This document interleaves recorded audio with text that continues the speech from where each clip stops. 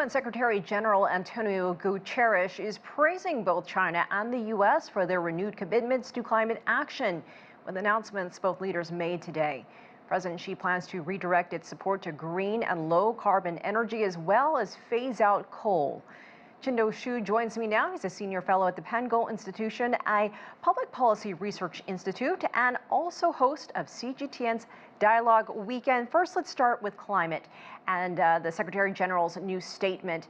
Do you think that we'll see the U.S. and China come together now more ahead of COP22, with both of these leaders choosing to use their address to announce these commitments?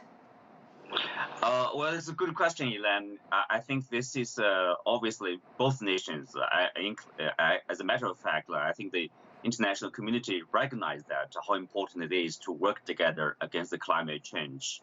I think for every country, President Xi Jinping, his speech, he stresses very much about to fulfill your duty or responsibility.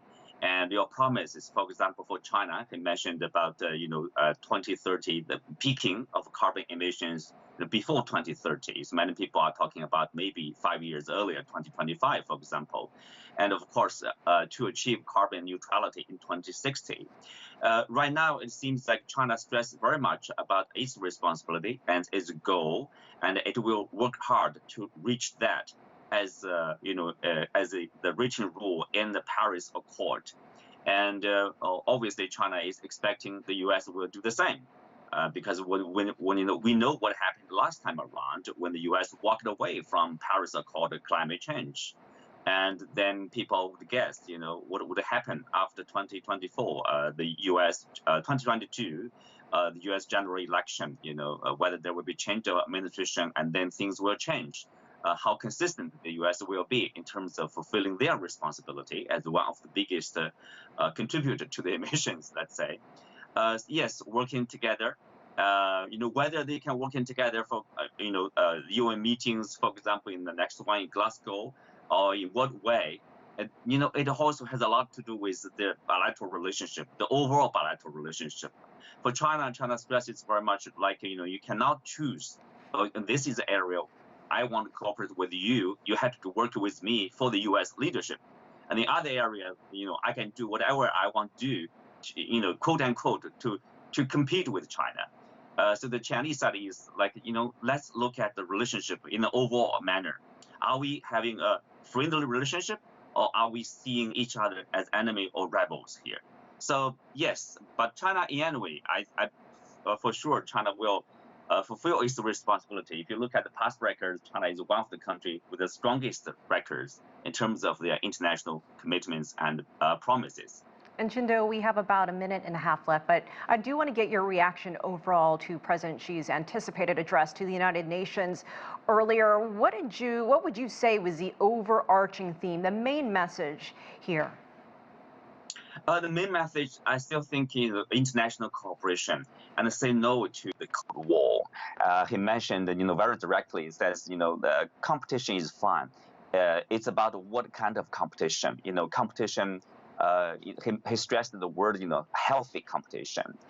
From Chinese point of view, people would see that's fine. If Washington decides to compete with China, for example, in infrastructure, if they think, China is investing a lot in its infrastructure, and the U.S. will do even better, that's perfectly okay. You are doing a bad job against China. That's a healthy competition. But what we are seeing now is, I would say to a lot of people, is confusing or baffling, to say the least. For example, the Quad, 4 countries, U.S., India, Japan, and Australia, and everybody knows that it's against China. It's a containment of China. And then you have AUKUS, the latest one in the U.S., Australia, and the U.K., by giving Australia this nuclear-powered submarines, with long cruise missiles. Basically, that's a attack weapon that's also against China. So, not only China is concerned, but also if you take a closer look at the responses and reactions from countries in the region, for example, Southeast Asian countries, ASEAN countries, 10 of them, they are also concerned, this region will be somehow militarized. Is this a competition or is this a zero-sum game?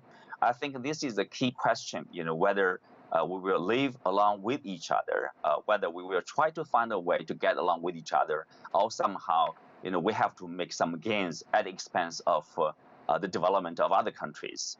Obviously, that will lead to confrontation instead of cooperation. But right now, the world requires cooperation from every country, in particular China and the U.S. UN Secretary General Guterres also mentioned about this. The confrontation is worrisome, I think, to a lot of people also here in China, because remember, people often say they criticize China this and that, but look, which country launched this trade war, for example? Which country imposed cut off the supply of semiconductor to Chinese companies? Qinduo, we are which I'm country so sorry. launched this quad against another country? Qinduo, China we is are not out of in time. building a bloc against the U.S. China, is part of RCEP, a regional free trade agreement. China is applying to join the CPTPP, which was abandoned by the U.S.